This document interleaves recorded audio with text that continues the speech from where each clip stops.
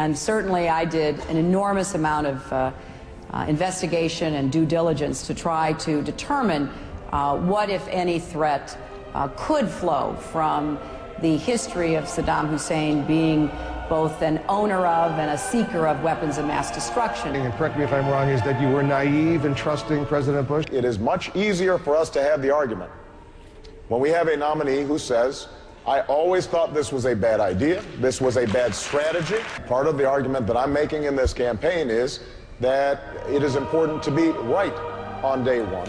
I have a lifetime of experience that I will bring to the White House. I will bring a lifetime of experience and a lifetime of experience from me. And I believe that I've done that. I will put forth my lifetime of experience. I do have a lifetime of experience. My decision is influenced by my 8 years of experience on the other end of Pennsylvania Avenue, in the White House, watching my husband deal with serious challenges to our nation. And this is what she said was her reaction at the moment of her biggest crisis. I could hardly breathe. Gulping for air, I started crying and yelling at him. I think it's imperative that each of us be able to demonstrate we can cross the commander-in-chief threshold. Hey, it's John Nickerson from Slate. What foreign policy moment would you point us to in Hillary's career where she's been tested by crisis?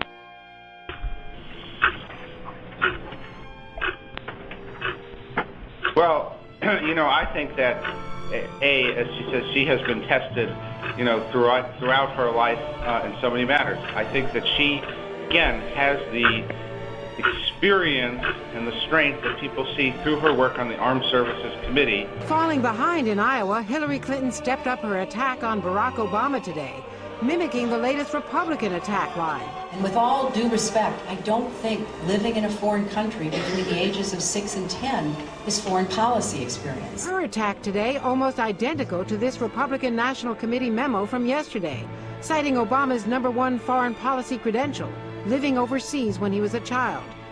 You just mentioned Karl Rove. He's still sitting right next to me. We just can't shake this guy. He has handed me a note.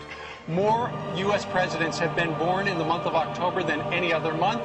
You were born in October. Thank you, Carl. All right. Praise for John McCain. Now, I think you'll be able to imagine many things Senator McCain will be able to say. He's never been the president, but he will put forth his lifetime of experience. Look, I have said that Senator McCain will bring a lifetime of experience to the campaign. I know Senator McCain has a lifetime of experience that he will bring to the White House. A lifetime of experience from John McCain. I think that McCain has a lot of appeal, but I think he's a big figure. So he might be the most electable. But look, John McCain is a flawed candidate. Here's a guy who is a typical situational ethicist. He runs on his integrity, but he doesn't seem to have any. He's going to be a flawed candidate. I don't think people want 4 more years of what essentially is George Bush. Well, McCain spent years in the Senate, but his approach has been essentially to replicate and intensify the failed Bush policies. In the words of Republican presidential candidate John McCain, F you. Senator Chuck Grassley was an effing jerk. Senator Pete Domenici, a hole of some sort. I decided I didn't want this guy anywhere near a trigger. Republican Senator Thad Cochran said, the thought of his being president sends a cold chill down my spine. He loses his temper and he worries me. It's because of all the Washington experience that he's running against. The public is up to here with Washington, D.C., and all of the people who have lots of experience there. That's why they're voting for Barack Obama. Senator Obama will put forth a speech he made in 2002.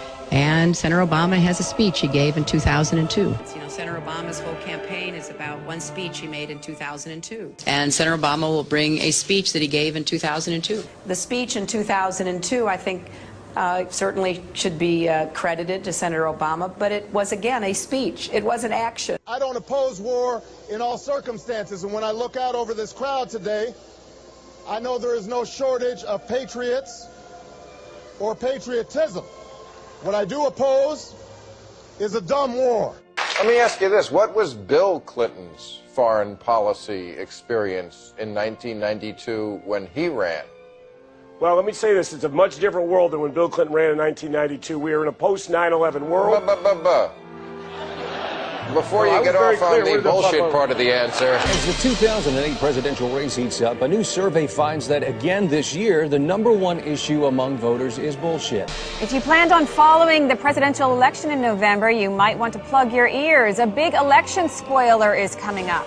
A minor software glitch at the Diebold Corporation today caused thousands of electronic voting machines to accidentally release the results of the 2008 presidential election months ahead of schedule. Could multiple stab wounds mean shorter lives?